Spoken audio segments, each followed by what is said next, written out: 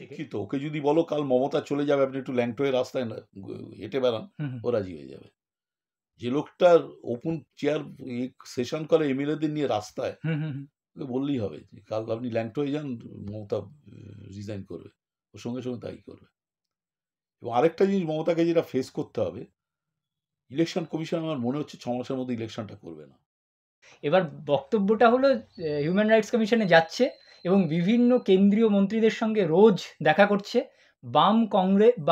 বাম তৃণমূল একসঙ্গে একযোগে বলেছে, বিমান বসুও বলেছে, বিমান বসু স্টেটমেন্ট দেখছিলাম যে রাজ্যপাল সংবিধান বিরোধী কাজ করছে। কি বলবেন? ও তো কিছু জানে না। আমি বললাম তো, খুব দুঃখের ব্যাপার। সরোজিনী নাইডুকে মানে তার খবর পড়েছি তো ছোটবেলায়, পদ্মজা নাইডু দেখে ইয়ে করেছি। গোপাল কৃষ্ণ গান্ধী দেখেছি, একটা ভুল করেছিল যে ওই অন্ধকার করে রাজ্যপাল করা উচিত না, বা নন্দীগ্রামে যাওয়া উচিত নেই, জানে না কিছু, মানে বেসিক্যালি হল আনপার, কিচ্ছু জানে না। এবং এইসব লোক, তাই তো বলছি কনস্টিটিউশনাল হেড এরা বসছে, রোজ টুইট করছে। এ শুধু না, সারা ভারতবর্ষ জুড়ে বিজেপির, তুমি কাল অব্দি বিজেপি লোক আজকে ইলেকশন কমিশনার হয়ে গেলে, ইলেকশন কমিশনার রিটায়ার করলে তুমি ওইখানে রাজ্যপাল হয়ে গেল, কথার কথা বলছি। আমার তো মনে হয়, মানে আমি তো খুব একটা দেখিনি এই রকম ভাবে রাজ্যপালের পদটাকে এতটা নিচে নামিয়ে দেওয়া এবং রোজ হ্যাটা করা হচ্ছে, এরকম কিন্তু আমি আমার জীবদ্দশায় দেখিনি। আপনি দেখেছেন কিনা জানি না, আপনার এক্সপেরিয়েন্স অনেক বেশি আমার থেকে। শিক্ষিত, ওকে যদি বলো কাল মমতা চলে যাবে, আপনি একটু ল্যাংটো হয়ে রাস্তায় হেঁটে বেড়ান, ও রাজি হয়ে যাবে। যে লোকটার ওপেন চেয়ার সেশন করে এমএলএদের নিয়ে রাস্তায়, ওকে বললেই হবে যে কাল আপনি ল্যাংটো হয়ে যান, মমতা রিজাইন করবে, ওর সঙ্গে সঙ্গে তাই করবে। এবং আরেকটা জিনিস মমতাকে যেটা ফেস করতে হবে, ইলেকশন কমিশন আমার মনে হচ্ছে 6 মাসের মধ্যে ইলেকশনটা করবে না। আচ্ছা, যে মুহূর্তে 6 মাসের করলো না, মমতা মিনিস্টার থাকতে পারবে, মুখ্যমন্ত্রী থাকতে পারবে, তাকে আবার নতুন করে তখন সেক্ষেত্রে কি হবে যদি এটা হয়, সেক্ষেত্রে কি হবে? XYZ কে চিফ মিনিস্টার করতে হবে, যে কোনো একজনকে। আচ্ছা, যারা ইলেক্টেড মেম্বার, অথবা নন ইলেক্টেডের মধ্যে থেকেও করতে পারি 6 মাসের জন্য। এইরকম একটা সম্ভাবনা আছে বলছেন? এই অশিক্ষিতদের রাজে বলছি, ভারতবর্ষে যে রেটে মানে অত্যাচার করছে সেন্ট্রালে, বাচ্চা ছেলে মেয়েদের জেলে পড়ছে, they can do anything, anything. BJP পশ্চিমবঙ্গে রাষ্ট্রপতি শাসনের দাবি তুলছে, আবার বারবার করে শুভেন্দু অধিকারী বলছে, কি বলবে? সুপ্রিম কোর্ট 9 জাজেস বেঞ্চে বলে দিয়েছে, হয় না। বোম্বাইয়ের মামলায় তুমি ইলেক্টেড মেম্বারকে দুম করে সরিয়ে দিতে পারো না। এক ইলেক্টেড হলো, এমন অরাজকতা হলো, ইউপির চেয়ে তো বেশি অরাজকতা না এখানে। ঠিক, বিজেপির লোকেদের মারছে, তাহলে আমাদের বোধ 8 কোটি জনগণ, তার মধ্যে আরেকটু 9 কোটি, তার মধ্যে 90টা কেস হলে কি হয়ে গেল, রাষ্ট্রপতির শাসন হবে? বিজেপি তো একদিনে 23 জন লোককে গুলি করে মেরে দিয়েছিল ইউপিতে। ঠিক। হ্যাঁ, গুজরাটে কি ঘটিয়েছে? গুজরাটে সেটা ভট করে হয় না, সেটা করবে না, সাহস পাবে না। সুপ্রিম কোর্ট, হাইকোর্ট ওটাকেই করে দেবে। কদিন আগেও উত্তরাখণ্ডের একটা কেস হয়েছিল, করে দিয়েছিল, বাতিল করে দিয়েছিল। অরুণবদা, কিছুদিন আগে আমরা দেখলাম যে আবার নারদাকাণ্ডে একটা তোড়জোড় শুরু হলো। 2 জন মন্ত্রী, একজন বিধায়ক এবং একজন প্রাক্তন মন্ত্রীকে অ্যারেস্ট করা হলো, এবং আমরা দেখতে পেলাম যে জামিন হয়ে গিয়েছিল। সমস্ত জায়গায় খবর জামিন হয়ে গিয়েছিল, রাতের বেলা আবার দেখলাম যে না, জামিন খারিজ হয়েছে। এটা তো আনপ্রেসিডেন্টেড, মানে এই রকম একটা ঘটনা, এই যে জামিন হয়ে আবার খারিজ হয়ে যাওয়া, এটা যদি একটু এক্সপ্লেইন করেন। হাইকোর্ট যা করেছে লজ্জাজনক ব্যাপার। এই চিফ জাস্টিসটা এবিসি জানে না, অথবা কোথাও না কোথাও বিজেপি কানেকশন আছে।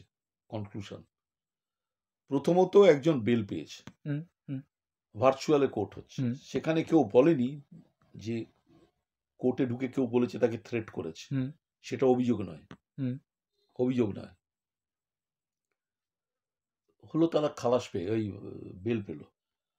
তুষার মেহতা রাত্রের বেলা মানে কন্ট্যাক্ট করে চিফ জাস্টিসকে, যখন তাদের মামলা চলছে লোয়ার কোর্টে, ততক্ষণ বললো যে কোনো অর্ডার নয়, এদের সম্বন্ধে ছাড়া পারে না। তুমি কারো বেল ক্যান্সেল করতে গেলে তার তো স্বাধীনতা, তোমায় প্লেস করতে হবে একটা পিটিশন, সেই পিটিশন তোমায় রিজন দিতে হবে, তার শুনানি হবে। এটা এবার 2 জাজেস বেঞ্চের যে ডিফারেন্স হয়েছে, সেটা 3rd জাজে যাবে। এটা 6-5 জনের হয় না বিচার। এই লোকটা কিছু জানে না। এই বললাম তো, এই মানে বাইরে থেকে লোক এসে, যেমন রাজ্যপাল তেমনি বিচারপতি, কিছু না জানে না, খুব লজ্জার কথা হাইকোর্টের। 10 দিন না 12 দিন হয়ে গেল মামলা চলছে, এটা বেল মামলা, ঠিক। যেটা মনোজ মুখার্জি যিনি সুপ্রিম কোর্টের বিচারপতি ছিলেন, এরা 2 মিনিট 3 মিনিট নিত। কিন্তু ধান্দায় যদি থাকে ভাই, কিছু একটা ওপর থেকে ধান্দা আছে, অ্যাক্টিং চিফ জাস্টিস আছে, এক পার্মানেন্ট হবো তারপর সুপ্রিম কোর্টে যাও, এই ধান্দায় করছে, কি করা যাবে? অর্থাৎ এই যে বিভিন্ন ইনস্টিটিউশনগুলোতে সর্বত্র অশিক্ষিত লোকেরা বসে আছে, এই কারণেই যত সমস্যা। অশিক্ষিত ধান্দাবাজ, বারে বারে ঠিক। বলছি। ধরো তোমায় যদি প্লেন চালাতে বলি, তুমি বলবে না বাবা প্লেন অ্যাক্সিডেন্ট হবে। তো তুমি যদি গাঁওয়ার হও এবং অ্যাম্বিশাস হও, বলবে পাইলট হয়ে যাই, পাশে তো আরেকজন আছে। এইটা হয়েছে সারা ভারতবর্ষ ব্যাপী। আজকে তুমি বলো এই দুটো মেয়েকে জেনুর হুম হুম হুম হুম। বেল পেয়ে গেল, হুম। তার কি অভিযোগটা কি? এখানে আনলফুল অ্যাক্টিভিটিস অ্যাক্টে হুম। প্রথমত যে আইনটা করেছে মারাত্মক আইন। দুই হলো যেটা দিল্লি হাইকোর্ট বলেছে, রাইটলি বলেছে, যে এটা এমনি আইনে যদি হয়, তোমার আমি একটা ঘুষি মারলাম, সেটা ক্রিমিনাল কেস হবে। আনলফুল অ্যাক্টিভিটিস করতে দেখা যাবে স্টেটের বিপজ্জনক, defence of India is at stake. কোথায় কি ভাই? একটা লোক অনশনে বসেছে সিএতে ভালো বলে বলে, ওদের ওই মেয়ে দুটোর যোগ্যতা আছে, প্রাইম মিনিস্টারের অমিত শাহ যোগ্যতা আছে, এডুকেশন যা ওদের, কি করা যাবে? মার্কশিটই তো নেই, কিসের যোগ্য? যোগ্যতা। আর তারপরে এই যে খালিদ, উমার খালিদকে 14 মাস হ্যাঁ, জেলে রেখে ধরে সে সারেন্ডার করেছে গিয়ে, সে আসামি ছিল, আজ অব্দি হিয়ারিং হয়নি 14 মাস। ভারতবর্ষের শ্রেষ্ঠ 16 জন ইন্টেলেকচুয়াল ভীমা কোরাগাঁওয়ে কেসে আটকে, একদম উকিলদের একদম। আটকে দিয়েছে। হারভার্ড থেকে সেখানে কাজ করছিল, করছে, করবেটা কি? অর্থাৎ কথা বললেই তুমি আরবান এবং নকশাল অথবা আটকে দেওয়া হবে। এবং যেখানে নিয়ে যাচ্ছে, কাল যদি আর্মি রিভোল্ট হয়, হুম অপোজ করার লোক থাকবে না, যেটা বার্মাতে এখনো লড়াই করছে আর্মির বিরুদ্ধে লোকে, হুম হুম মানে হুম মায়ানমারে, হুম হুম হুম এখানে থাকবে না। যেভাবে যেদিকে নিয়ে যাচ্ছে, ভরে মানে মনের মধ্যে ভয়টা ঢুকিয়ে দিচ্ছে লোকের। কাল যদি আর্মির কেউ 2 নম্বরই করে, মোদিকে গ্রেফতার করে, হুম। তাহলে মানে প্রতিবাদ করার লোক থাকবে না ভারতবর্ষে, যেদিকে যাচ্ছে। যেদিকে যাচ্ছে। অরুণবদা, একটা বিষয়, নির্বাচনের আগে আমরা একাধিকবার বসেছি, আমরা আলোচনা করেছি। হুম। ইভেন আমার মনে আছে আপনি যেটা বলেছিলেন যে মমতা বন্দ্যোপাধ্যায় নন্দীগ্রামে হারবে এবং তৃণমূল জিতবে, হুবহু সেটা মিলে গেছে।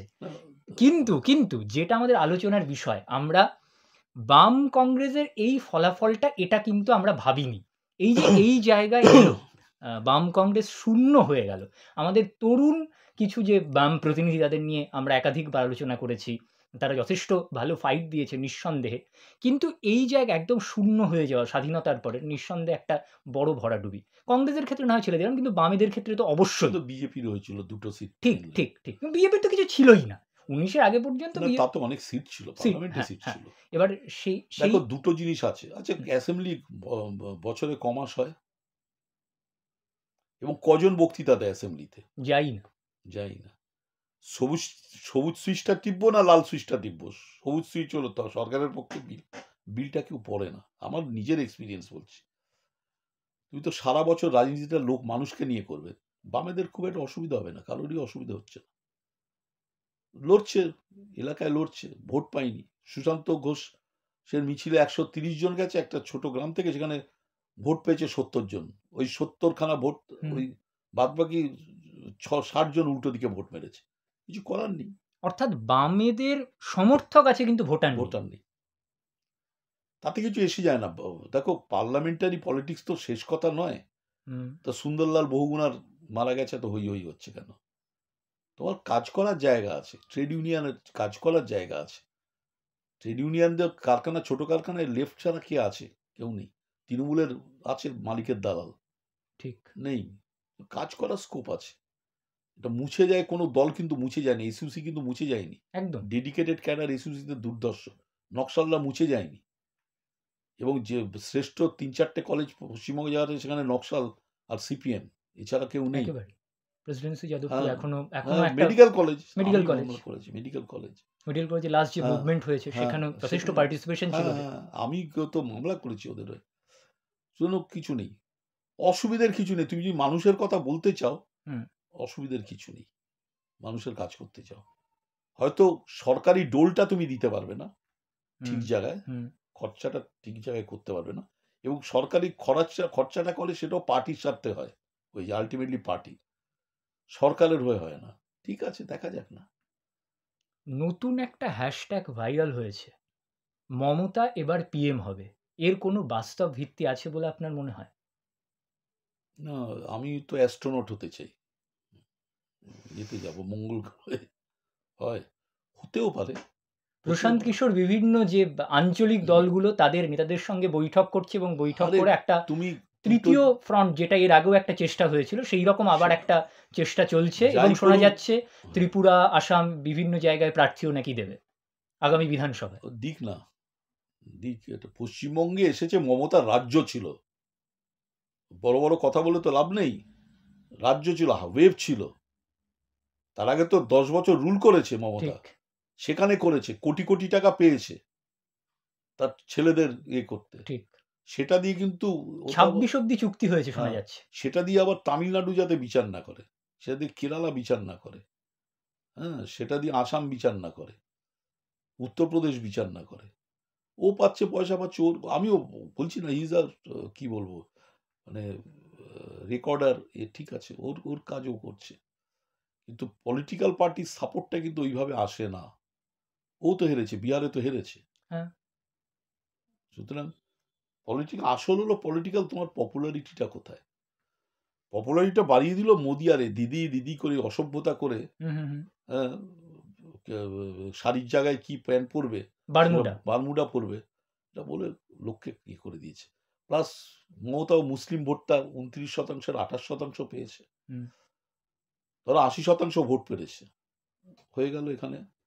এবার ধরো মহিলাদের ভোট, 80%-এর মধ্যে 40% মহিলা, হুম হুম। তার মিনিমাম 25% পেয়েছে, তো 25 আর 30 55-র কাছে হয়ে যাচ্ছে, 50 হয়ে গেল, তাতে জিতেছে। আর যারা মনে করেছে no vote to BJP, BJP, no vote to BJP. তারা মনে করেছে যে ইন্টেলেকচুয়াল ক্লাস যারা হুম আর হুম। কি, তারা বা নকশাল, তারা বলেছে বেশি, অনেকে দিয়েছে মমতাকে, যে আটকানো দরকার একে, সেই সেন্সে জিতেছে। অর্থাৎ লেসার ইভিল, তারা যে লেসার ইভল, লেসার ইভিলের যে তত্ত্ব দিয়েছিল, যে দুটো খারাপের মধ্যে আমাদের কম খারাপটাকে বেছে নিতে বেছে হবে। নিতে হবে, রামগুন্ডার জায়গায় শ্যামগুন্ডা আসবে, ঠিক আছে, হ্যাঁ, রামগুন্ডা একটু বেশি গুন্ডামি করবে, তার থেকে শ্যামগুন্ডাকে একটুখানি একটু কম গুন্ডামি করবে, একেই। তাছাড়া আর তো কোনো অপশন নেই। প্লাস ইন্টেলেকচুয়াল বলে কালচারাল ব্যাপারটা তো হিট করে দিচ্ছে না, তুমি কি পড়বে না পড়বে ঠিক করে দিচ্ছে। হ্যাঁ, রামের সম্বন্ধে ক্রিটিসাইজ করলে, যে রামটা একটা মানে সিদ্ধারহীন লোক ছিল, সেটা বললে নর্থ বেঙ্গল, নর্থ ইন্ডিয়া গেলে তোমায় মেরে দেবে। হ্যাঁ, তো নিজের বউকে প্রায় হত্যা করে ফেললো, মানে সুইসাইড করানো মানে হত্যা করা, তো এটা বলার লোক নেই, বলতে পারবে না। সেখানে ইন্টেলেকচুয়াল যারা পড়াশোনা করা লোক, তাদের কিন্তু অসুবিধা হয়ে গেছে, যে না ভাই, আর যাই হোক, একে নয়, একে নয়, তারপরে এই অ্যারেস্টগুলো করছে। হ্যাঁ, কেউ গানের মধ্যে করেছে, তাকে অ্যারেস্ট করে দাও। ওই লক্ষাদ্বীপ নাকি ওইখানকার মেয়েটাকে যে করেছে, লক্ষদ্বীপের লোক, তুই বলো, এরা বুঝছে না, এরা কিন্তু ছোটখাটো কেস, 135 কোটি, এখন 39 কোটির লোকে এই ছোটখাটো কেসগুলো কিন্তু ক্যারি করে, লোকের মনে গেঁথে যায়, এবং সমস্ত খবর পৌঁছে যাচ্ছে, যেহেতু এত সোশ্যাল নেটওয়ার্ক, কোনো খবর আর আটকে থাকে না। এবং তুমি কোনো, এই যে স্বপন দাশগুপ্ত লেখে, তুমি পড়েছো লেখা? কিছুই নেই, কিছু নেই, মেটেরিয়াল নেই খুব একটা, কিছু মেটেরিয়াল, ভালো ইংরেজি লিখে দিল, কিন্তু বিজেপির ইন্টেলেকচুয়াল না, ধান্দাবাজ, প্রচন্ড ধান্দাবাজ। দ্বিতীয়বার রাষ্ট্রপতি নির্বাচিত প্রতিনিধি, হ্যাঁ, দ্বিতীয়বারের জন্য। সেকেন্ডলি তুমি তো বিজেপি প্রতিনিধি না। এখানে কথাটা যখন উঠলো, এই মানে রাষ্ট্রপতি নির্বাচিত যারা প্রতিনিধি, মানে আমি অন্তত যতটুকু, দলের লোক না, হ্যাঁ, তারা কিন্তু বিভিন্ন মানে কালচারাল ফিল্ডের লোক এতদিন হয়ে এসছে, তো এটা কি হতে পারে? এটা ফার্স্ট বিজেপি করছে, তো বিজেপির আমলে সব এক্সপেক্ট করো না। আচ্ছা, একটা লোক রিজাইন করে ইলেকশনে হেরে গেল, হ্যাঁ, তাকে ইয়ে করে রাজ্যসভার সদস্য, এই বিজেপি আমলে হয়, সবই হবে, কিছু করার নেই। আপনি যেটা বলছিলেন, এই যে 200 এক্সপেকটেশন নিয়ে 77, এটা এখন 75 হয়েছে, তাহলে এখানে এই হিন্দিভাষী নেতৃত্বে যে আস্ফালন, হ্যাঁ, এটা একটা বিরাট বড় কারণ বলে আপনার মনে হয়, তাই তো? হ্যাঁ, একটা কারণ ইন্টেলেকচুয়ালদের মধ্যে, মুসলিম কমিউনিটি ভাই মারের ভয়ে উল্টো দিকে চলে গেছে, সিপিএম এর টোটাল ভোটটা যেটা মুসলিম ওয়ার্কার্সদের মধ্যে চলে গেছে ওদিকে, মারের ভয়, মার থেকে বাঁচাও, প্রাণ নিয়ে নেবে। হ্যাঁ, আমি রিসেন্ট তথাগত রায়ের কাছে গিয়েছিলাম এইরকম একটি ইন্টারভিউ নিতে। তথাগত রায় বলছে যে মুকুল রায়ের এই ফিরে আসাটাকে উনি এক্সপ্লেন করছে, মুকুল রায়কে নাকি স্পাই হিসেবে তৃণমূলই ঢুকিয়ে দিয়েছিল। কি বলবেন? মানে বিজেপিটা কি পার্টি বোঝা যাচ্ছে তো, মুকুলরা তো, তার মানে বিজেপি কি মানে তথালয় অতদিন রাজনীতি করে ভাইস প্রেসিডেন্ট হতে পারেনি, মুকুল রায় হয়ে গেছে সারা ভারতবর্ষের ভাইস প্রেসিডেন্ট। তখন ওজনটা বুঝছো, মানে পার্টির ভাইস প্রেসিডেন্টের ওজনটা কি? কিছু করার নেই, বললাম তো, মানে লাজ লজ্জাহীন পলিটিশিয়ান হয়ে গেছি আমরা। হ্যাঁ, কাল অব্দি যা বলেছি আমি, অন্তত ধরো আজকে এমন একটা পরিবেশ বললো সারা ভারতবর্ষে এমার্জেন্সি হয়ে গেল, কালকে আমি মমতার পক্ষে বললাম যে ভাই লড়াই করছে, সেটা এক জিনিস, আর চাকর হয়ে যাওয়া তো আরেক জিনিস।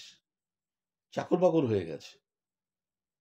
তুমি মন্ত্রী 56 জন, 44 জন আছে, 43 যাই হোক, কজনের নাম জানো? তারা নিজের ডিপার্টমেন্ট জানে কি করছে? তার নিজের পার্থ পার্থর ডিপার্টমেন্টের প্রধানকে কমিটি হয়েছে, কমিটির প্রধানকে মমতা ব্যানার্জি। তো এটা তো বললাম তো, এইগুলো কিছু করার নেই, মেনে নিয়ে নিয়েছে, এইটা দিয়ে পেট চলে, এদের স্ট্যান্ডার্ড অফ লিভিং ভিলেজ যাচ্ছে, এইটা থেকে পেট চলে ভাই, সিধা কথা, পেট কা সওয়াল। কি করা যাবে? অরুণাবদা, আমরা শেষের দিকে এসেছি। আমরা যে কথাটা বলছিলাম যে এইরকম একটা তৃতীয় ফ্রন্টের একটা সম্ভাবনা যদি হয়, আমরা সাপোজ, সেক্ষেত্রে জাতীয় রাজনীতিতে কংগ্রেসের কি ভূমিকা হতে যাচ্ছে, কি মনে হয়? কংগ্রেস এমন একটা পার্টি, আমি রাহুল গান্ধীকে ক্রিটিসাইজ করেও বলতে পারি, দাঁড়াবে না, আমি তো করেছি, আমি নির্ভেদ। কিন্তু এটা ঘটনা যে কংগ্রেস কিন্তু ছোট ছোট হলেও স্টেটের লিঙ্কটা রাখছে, কোথাও না কোথাও আছে। কংগ্রেস ইজ আ ফ্যাক্টর, নাহলে গালাগাল করবে কেন? ঠিক। রাহুল গান্ধীকে পাপ্পু বলবে কেন? প্রথমে বললো হায়ার সেকেন্ডারি পাস করেনি, নেহরু পরিবারের কেউ, এই সুব্রমণিয়াম স্বামী। আমি ওকে চিঠি দিয়েছিলাম, তোমার মতো একটা মিথ্যাবাদী নেহরু এমনি এমনি ব্যারিস্টার হলো? একটা লেখো না, ইয়ে ডিসকভারি অফ ইন্ডিয়া, ঘরে ঘরে আছে, বা গ্লিমসেস অফ ওয়ার্ল্ড হিস্ট্রি, একটা লেখো না। সেকেন্ডলি, রাহুল গান্ধী হলো কেমব্রিজের এমফিল, আমার মেয়ে তো ওখান থেকে এমফিল করেছে, নিজের পয়সায় গেছিল স্কলারশিপ নিয়ে, that's a different. Rahul Gandhi ওখানকার এমফিল। হ্যাঁ, এখন করবেটা কি? কিন্তু এটাও ঘটনা, রাহুল গান্ধী যে পয়েন্টগুলো তুলছে মারাত্মক পয়েন্ট, আর যদি পাপ্পুই হয় তার উত্তর দিচ্ছ কেন ধরে ধরে? সুতরাং কংগ্রেস আছে হয়তো, যেমন ধরো গুজরাল প্রাইম মিনিস্টার হয়েছিল, দেবগুড়া হয়েছে ছোট পার্টি থেকে, কিন্তু they were not in control, Congress was in control. এই গ্রুপটাকে করে নে ভাই, তুই প্রেসিডেন্ট হ। ঠিক। হ্যাঁ, আর আরেকটা জিনিস জানবে, যত নিচ থেকে লোক ওঠে না, তাদের অ্যাম্বিশনটা ভয়ানক হয়। মমতা বন্দ্যোপাধ্যায় একদম একদম একদম, মানে মানে ওই পড়াশোনার ব্যাপারটাও আছে,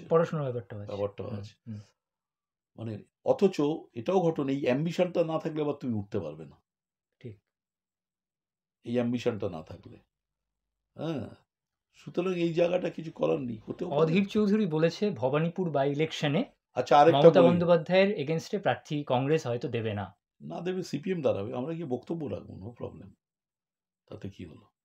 হ্যাঁ, যেটা বলছি, হ্যাঁ, মমতার বিরুদ্ধে দেখো, আমরা বলবো যে কি কি পয়েন্ট আর কি রাজত্ব করার।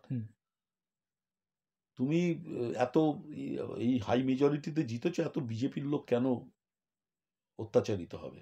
তুমি তো চিফ মিনিস্টার, সেখানে তো বিজেপি নকশাল বলে না। এখনো কালকে একজনকে বলছিলাম, মমতার খুব কাছের লোক, কালকে তাকে বলছিলাম যে ভাই, তোমাদের ওই কি বলে ইয়েতে মিদনাপুরের ওই কি জঙ্গলমহল, হ্যাঁ, এখনো 2013 থেকে কতগুলো অ্যারেস্টেড হয়ে আছে জানো? ছাড়াবে না।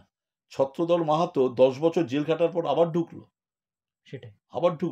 এটা নিয়ে এই সরকারের আমলেই জেল খেটেছে, আবার ফিরে এসে আবার তৃণমূলে এলো, আবার ওরা ঢুকিয়ে দিল, বিজেপি আবার ঢুকিয়ে দিল, অথচ বিজেপি ওর বাড়ি লোক পাঠিয়েছে। যে এবং কোর্টও খুব খারাপ, মানে খুব ক্রিটিসাইজ করছি আমি, গালাগাল করে বলছি যে তুমি একটা লোক, সে বাড়িতে বন্দিত্ব চাইছে, তুমি দেবে না? সে বাড়িতে আছি, পালাবে কোথায়? পালিয়ে কি করবে? সে কি করবে? ভারতবর্ষ ভেঙে দেবে? ছত্রধর মাহাতো। তো situation is very bad, very very bad. মানে ভারতবর্ষ কি হবে আমি বলতে পারছি না। রায়বাহাদুরকে সাবস্ক্রাইব করুন, কারণ কিছু অন্য দিকের কথা শুনতে পারবেন। এটা দয়া করে নয়, এটা একটু ডিউটি হিসেবে করুন। এবার আমায় শুনতে হবে অল্টারনেটিভ ভিউজ, নয় হবে না। সাবস্ক্রাইব মানে আপনাকে কোনো পয়সা খরচা করতে হবে না, আপনি সাবস্ক্রাইবার হিসেবে গেলেই এটাই নোটেড হবে। কোনো পয়সা, অনেকে ভাবে, আমিও ভাবতাম যে সাবস্ক্রাইব করা মানে পয়সা দিয়ে করা, এটা পয়সার সঙ্গে কোনো সম্পর্ক নেই। একেবারেই তাই। অরুণাবদা যেটা বললো যে সাবস্ক্রিপশনে একটি টাকাও খরচ হয় না।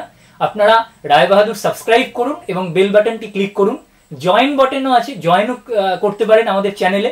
আমাদের পেট্রন লিঙ্কও আছে, আপনারা আমাদের সঙ্গে যুক্ত হন। যত বেশি আপনারা আমাদের সঙ্গে আসবেন, তত আমরা আমাদের কথাগুলো আপনাদের সমর্থন পেলে আরও স্বাধীনভাবে বলতে পারবো।